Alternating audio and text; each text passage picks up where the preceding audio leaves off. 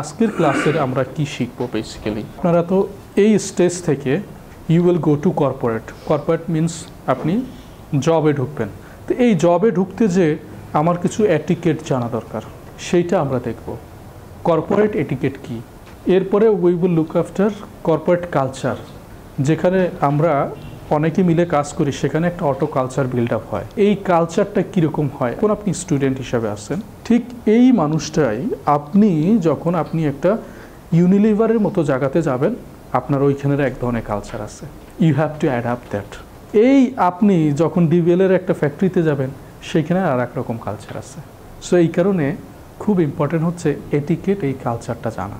এবং আমরা আজকে দেখব যে অডিট প্রসেসটা কীরকম হয়। আমরা যদি লার্নিং আউটকাম বলি, যেটা হবে যে আমরা কর্পোরেট এটিকেটটা শিখব, হাউ আমি নিজেকে কীভাবে পরিচিত করব বা পরিচয় দিব, কর্পোরেট কালচারে হোক বা মিটিংয়ে হোক, সেটা কনভারসেশন, ইন্টারপার্সোনাল ইন্টারাকশন, এগুলো দেখব। Compliance audit, certification audit requirement, আর হচ্ছে ইন্টারন্যাশনাল সার্টিফিকেট অডিট রিকোয়ারমেন্ট। গ্রুমিংটা কি?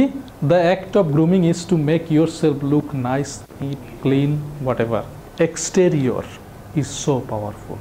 পিপুল আপনাকে অ্যাক্সেসই করতে দেবে না যদি আপনার এক্সটেরিয়র ঠিক থাকে। ইন্টেরিয়র তো পরের part.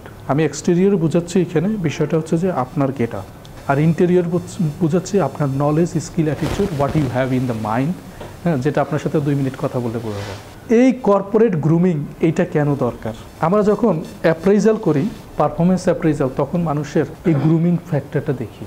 Because people will follow কাকে ফলো করবে? যার ভিতরে স্মার্টনেস এবং যাকে একটা আইডল হিসাবে দেখা যায়, মানুষ তো তাকেই ফলো করবে। মানে আমার থেকে ডাউন লেভেলে যে আছে, আমি কি তাকে ফলো করব? আমার থেকে উপরের যে আছে, ভালো দেখতে, সবাই যাকে ভালো বলে, যার একটা বেঞ্চমার্ক সেট হয়েছে, পজিশন সেট হয়েছে, ব্র্যান্ড সেট হয়েছে, তাকেই তো ফলো করব। যদি আপনার গ্রুমিং ঠিক না থাকে, people will not give you the access. Remember, এই অ্যাক্সেস বলতে আপনাকে ঢুকতে, আপনার সাথে কথা বলবেন, আপনাকে গুরুত্ব দেবেন। সবাই এটা আমরা জানি, ফার্স্ট ইমপ্রেশন কাউন্ট। মানুষ প্রথমে আপনার কি দেখে? প্রফেশনাল ওয়েতে এইভাবে আসলেন, পিপুল কি দেখবে আপনাকে? কমিউনিকেশন, বডি ল্যাঙ্গুয়েজ, এইগুলো চলে আসতেছে। আপনার প্রথমত দেখবে তারা আপনার অ্যাপিয়ারেন্স কেমন। উনি ওনার স্ট্যান্ড পজিশন শুধু এই স্মার্ট অ্যাপিয়ারেন্স দিয়ে শি হ্যাজ সেট আপ। আপনার কথা বলার সময় আপনার বডি ল্যাঙ্গুয়েজটা পজিটিভ রাখা, একটু হাসি রাখা, বা ধরেন ফ্রিকুয়েন্টলি আপনি কথা শুনতেছেন, শুধু শুনলেই হবে না, একটু রেসপন্স করা, একটু কোশ্চেন করা পজিটিভ ওয়েতে। এবং পিপুল দেখে যে আপনি কি বলছেন সেটা তারা শুনতেছে, এবং আপনার লিসেনিং ক্যাপাসিটি কতটুকু, আপনি কি কতটুকু অ্যাক্টিভ লিসেন, এই বিষয়গুলো দেখে। এখন এইটা কেন আপনাদের সাথে আলোচনা? বিকজ ইন্টারভিউতে যাওয়ার আগে এইটা আপনার ঠিক আছে কিনা, আপনি কি ফার্স্ট ইমপ্রেশন পজিটিভ রেখে আসতে পারছেন কিনা। এখন আমরা দেখবো যে ফার্স্ট ইমপ্রেশনে কয়েকটা বিষয়। ফার্স্ট ইমপ্রেশনে আমরা ঢুকলাম ইন্টারভিউ বোর্ডে, সব কিছু। এখন আমাকে কি হচ্ছে? প্রশ্ন করছে, কমিউনিকেশন হচ্ছে, তাই তো? পুরো বিষয়টা কমিউনিকেশন। যতক্ষণ থাকবো আধা ঘন্টা ইন্টারভিউ বোর্ডে, কী হচ্ছে? কমিউনিকেশন। বা মিটিংয়ে, চিন্তা করেন যে আমরা মিটিংয়ে আসি অথবা ইন্টারভিউ বোর্ডে। ইন্টারভিউ বোর্ডে শুধু আপনি বলে আসলে তো হবে না, আপনাকে যিনি রিসিভ করবেন, যিনি শুনবেন, তার কাছে আপনার সম্পর্কে পজিটিভ বা একটা ইনফ্লুয়েন্সিয়াল একটা ভালো ইম্প্যাক্ট তৈরি হতে হবে, যে না, ছেলেটা সম্পর্কে, ছেলেটা বা এই ক্যান্ডিডেটটা ইজ এ গুড, তাকে নেওয়া যায়। এই যে ফিলিংসটা, এই ফিলিংসটা আনার জন্য responsibility car? As a candidate up. এখন আপনি যে পারসিভ করবে, আপনি যা বলছেন, সে কীভাবে পারসিভ করে নিচ্ছে আপনার সম্পর্কে বা আপনার স্টেটমেন্টটা, সেটার বিষয়। এখন এইটা নির্ভর করে কিসের উপরে? আমরা যা বলি, ইফেক্টিভ কমিউনিকেশন 7% হচ্ছে ম্যাটার করে, ইম্পর্টেন্স 7%। দেখেন আপনার ওয়ার্ড হচ্ছে কি 7%, 38% হচ্ছে আপনার voice tone, tonality, rest of the 55% হচ্ছে আপনার বডি ল্যাঙ্গুয়েজ। ইন্টারভিউ বোর্ড বা মিটিংয়ের ভিতরে আপনার ইফেক্টিভনেস, আপনার কমিউনিকেশনের ইফেক্টিভনেস ডিপেন্ড করে এই তিনটের উপরে। কি? ওয়ার্ড, টোন, আর হচ্ছে বডি ল্যাঙ্গুয়েজ। বডি ল্যাঙ্গুয়েজের ভিতরে একটা পার্ট হচ্ছে কি, হোয়াট ইজ পোশ্চার। পোশ্চার কি? পজিশন। আপনি কিভাবে বসে আছেন, দাঁড়িয়ে থাকলে কিভাবে দাঁড়িয়েছেন, সেইটার উপর ডিপেন্ড করে। 2 ধরনের পোশ্চার হয়, কি? একটা ক্লোজ পোশ্চার আর হচ্ছে ওপেন পোশ্চার। আপনি ইন্টারভিউ ধরেন 1-to-1 একটা মিটিংয়ে দাঁড়িয়ে কথা বলছেন, বা মিটিংয়ের মাঝে ব্রেকের সময় আপনি এখন নেটওয়ার্কিং করতেছেন, অন্যদের সাথে মিট করতেছেন। আপনি যদি এইভাবে বসে থাকেন, আপনার কাছে কেউ আসবে? এইটা মানে কি? দিস ইজ এ রিজার্ভ, মানে আপনি ব্লক, ক্লোজ, আপনি চান না কেউ আসুক। আপনার পজিশনটাই আপনি এইভাবে করে চা খাচ্ছেন আর পকেটে হাত দিয়ে আপনি এই খাচ্ছেন, আপনার পজিশনটাকে আপনি নিজেই ক্লোজ করে দিলেন।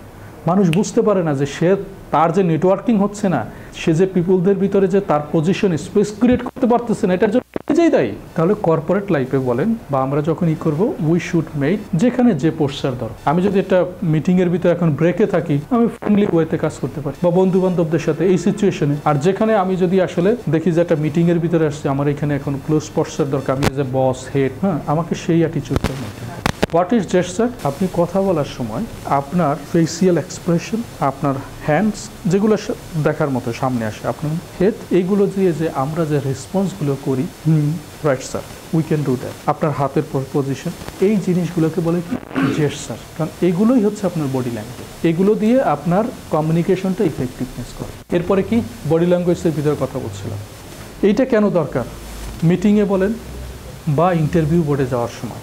দেখেন, এক এক ধরনের সিটিং অ্যারেঞ্জমেন্ট আপনাকে এক এক ধরনের সিচুয়েশন বা আপনার কনফিডেন্স লেভেলকে প্রকাশ করছে যে আপনি কে।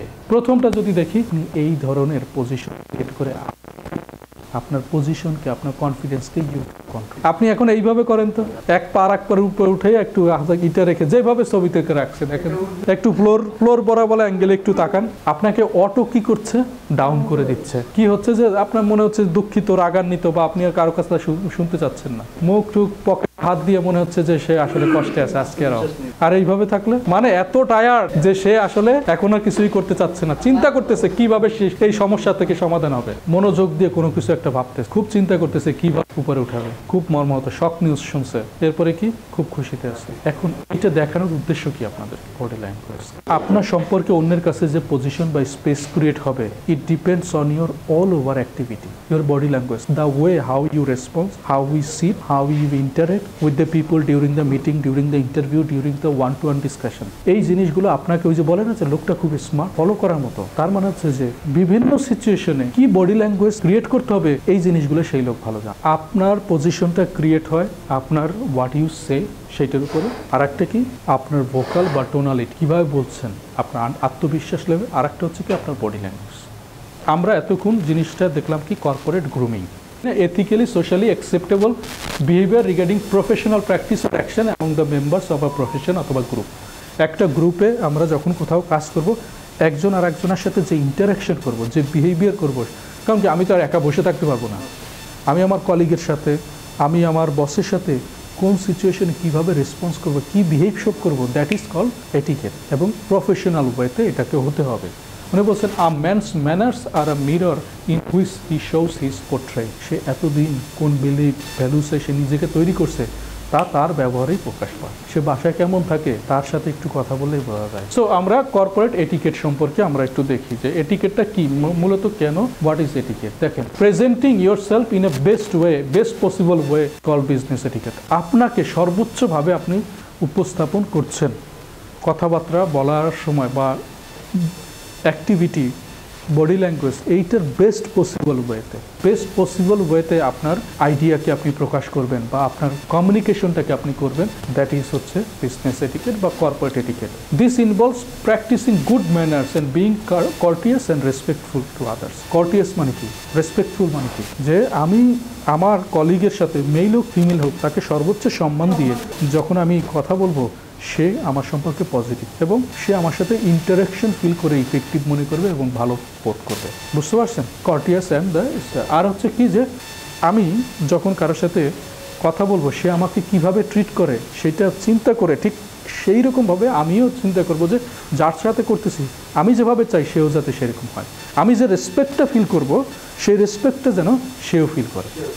দ্যাট ইজ হচ্ছে কর্পোরেট এটিকেট। কর্পোরেট এটিকেট বা বিজনেস এটিকেট যদি বলেন, এই 6টা প্লেয়ার আপনাকে মেনটেন। অ্যাপিয়ারেন্স আমরা কভার করছি, ড্রেস আপ, ড্রেস কোড, আপনার কি গ্রুমিং, এই পার্টটা কভার হয়েছে। ডিপ্লোমেসি, আপনি না বলতে পারতেছেন না, ডিপ্লোমেটিক ওয়েতে আপনাকে অ্যান্সার করতে হবে। সেন্সিটিভিটি, ফিমেল কলিগ হোক বা যার সাথে আমি ডিল করতেছি সে কিভাবে নেবে সেটাকে মাথায় রেখে ডিল করা হচ্ছে কি সেন্সিটিভিটি। অনেক খুব না বলবেন বিষয়টা, কিভাবে পজিটিভ হয়তো বলা যায় যাতে পজিটিভ সেন্স ক্রিয়েট করে। অনেস্টি অ্যান্ড দ্য ক্যারেক্টার, আপনি এমপ্লয়ি হিসেবে কাজ করার সময় অনেক ফাইলপত্র নিয়ে কাজ করবেন, অনেক পেমেন্ট আপনি দিবেন, আপনার একটা সিগনেচারে কোম্পানির 10 লাখ টাকা চলে যাচ্ছে, আপনি যদি অনেস্ট না হন তাহলে এটা হবে না।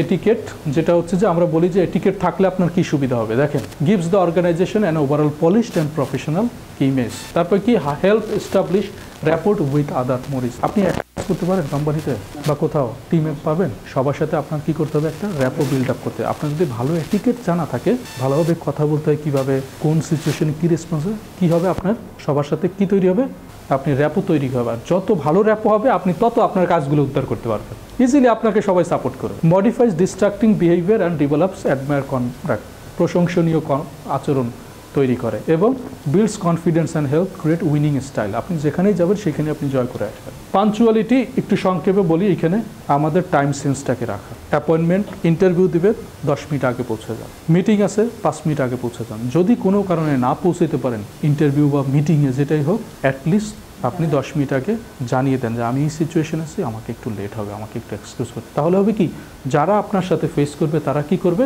তারাও সেইভাবেই করবে।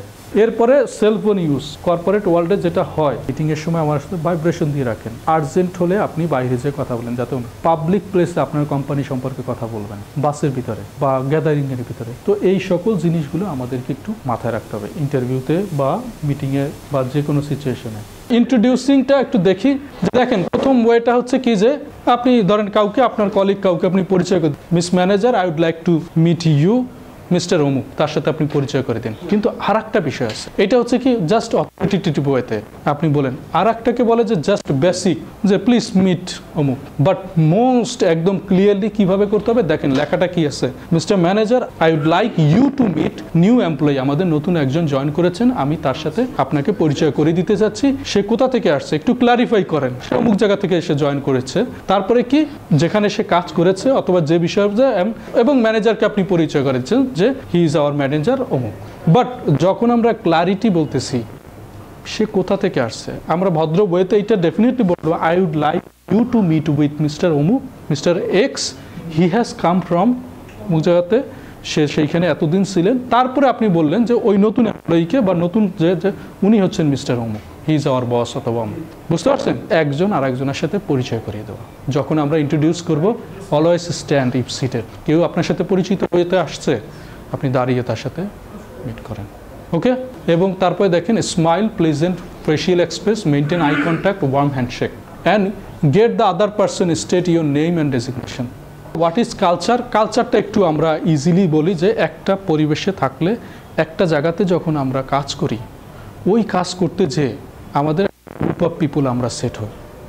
এই যে কর্পোরেট কালচার বলতে, একটা কোম্পানি তারা কি বিলিভ, ভ্যালুসে বিশ্বাস করে, সবাই সবার সাথে রেসপেক্ট রেখে কাজ করছে কিনা, ভ্যালু দিচ্ছে কিনা, হ্যাঁ, সবার ব্যবহার কেমন, এই জিনিসগুলোকে একটা ডিফাইন্ড ওয়েতে থাকে, দ্যাট ইজ একটা কর্পোরেট কালচার।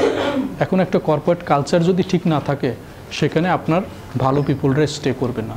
আপনি যদি ডিসরেসপেক্ট পান, আপনি থাকবেন সেখানে, কাজ করবেন। কর্পোরেট কালচারটা হচ্ছে সেইটা, সেখানে আপনার রিলিজিয়ন হইতে পারে, আপনার সোশ্যাল অ্যাক্টিভিটিস হতে পারে, এই সব জিনিসগুলো নিয়ে আপনার চলে আসে। কর্পোরেট কালচারে আপনি যে ওয়েতে বিজনেস করতেছেন সবার সাথে, সেইটার আপনার কিছু ইনফ্লুয়েন্সিয়াল ম্যাটার থাকে, যেমন কি অর্গানোগ্রাম, স্ট্রাকচার। আপনার যদি এক জায়গা আছে কি যে বস, সবাই সব জায়গায় বস বলে, ওই অর্গানাইজেশন, আপনাকেও কী করতে হবে, বস বলে সম্বোধন করতে হবে। কেউ স্যার বলে আপনাকে, মানে ওনার ওখানে প্র্যাকটিস আছে স্যার, তাহলে আপনাকে স্যারই বলতে হবে। পাওয়ার অর্গানাইজেশনের স্ট্রাকচারটা কিভাবে কাজ করে, ধরুন বস হায়ারার্কি লেভেল, উপরে নিচে আছে, তো আপনাকে কিন্তু সেইটাকে, সেন্সটাকে কাজ রেখে আপনার অ্যাক্টিভিটিসগুলো, বিজনেস আইডিয়া বলেন বা কন্ট্রাক্টটা আপনাকে করতে হবে। আপনি অ্যাজ এ নতুন জয়েন করেন, আপনার বস আছে, তার বস আছে, তার বস আছে, this is call organizational structure বা হায়ারার্কি। এইখানে আপনি সবাই সবার সাথে কীভাবে করবেন। আবার অনেক অর্গানাইজেশন আছে কি অনেক বড় হায়ারার্কি না, সবাই টিম হিসাবে কাজ করে, একজনই বস থাকে, আর সবাই হচ্ছে, যেমন কনসালটেন্সি ফার্মগুলো দেখবেন বা ছোটো ইন্টেরিয়র ফার্ম দেখবেন, এখানে সব টিম ওয়ার্ক, অত বস নাই, একজন। পাওয়ার অফ স্ট্রাকচার, যেমন যে ডিসিশন নেয় সেটাকে বোঝা হচ্ছে যে ওই অর্গানাইজেশনে power of structure. Successful corporation যেখানে কালচারটা স্ট্রং থাকে, যেমন ইউনিলিভার বলেন, গ্রামীণফোন বলেন, তাদের কালচারটা এত স্ট্রং যে পিপুল ওইখানে মোটিভেটেড, তারা কাজ করতে চায়। আবার অনেক জায়গা থেকে এমপ্লয়িরা বেরোয় আসে, কারণ কি কালচার নাই, উল্টা পলিটিক্স হয়। এই সকল কারণে কিন্তু কোম্পানিগুলোকে নেমে পড়ে। অ্যান্ড আনসাকসেসফুল কর্পোরেশন যেখানে এই মিস্টেকগুলো হয়, কালচারে কেউ কাউকে রেসপেক্ট করে না, প্রবলেম আছে, ঠিক আছে, আপনি ওইখানে আপনার ওপেন না, শেয়ার করতে পারবেন না, শেয়ার করলে আপনার আইডিয়াটাকে নিয়ে সবাই কী করতেছে, আপনার মানে অন্যভাবে ইন্টারপ্রিটেশন করতেছে। এই এই জিনিসগুলো তখন আমাদের এইটা ক্রিয়েট করে। এখন কর্পোরেট কালচার বা এই জিনিসগুলো আমরা একটু করতে গেলে যেটা হচ্ছে যে আমাদেরকে কি জিনিস করা যাবে না, এইটা সবসময় একটা টিম হিসাবে কাজ করতে হবে। ওকে, মনে রাখতে হবে ইন্ডিভিজুয়াল আপনি করতে পারবেন না।